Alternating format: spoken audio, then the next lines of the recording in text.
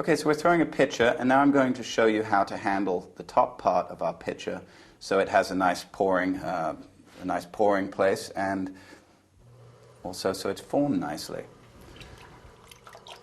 Now, I'm going to bring in these walls slightly. So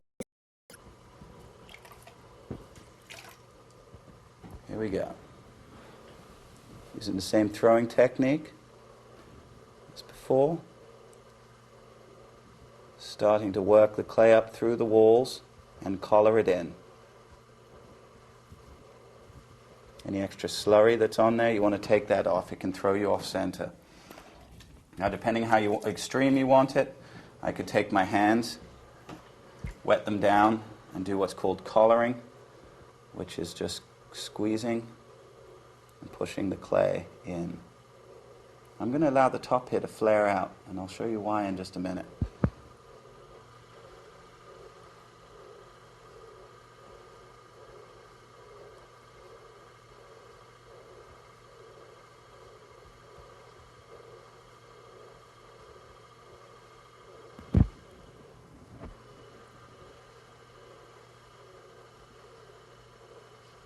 Now it's important to note that I've left enough clay up on top here to do this with.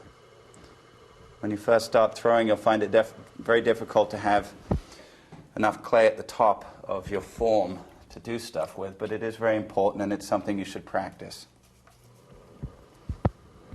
As you can see, I've collared in the center here, and I've moved up and created a bowl shape on the top.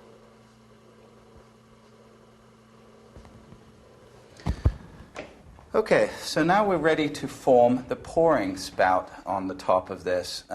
It's sort of a technique in itself, and I'd like to show you that in an individual segment. So we're going to do that next.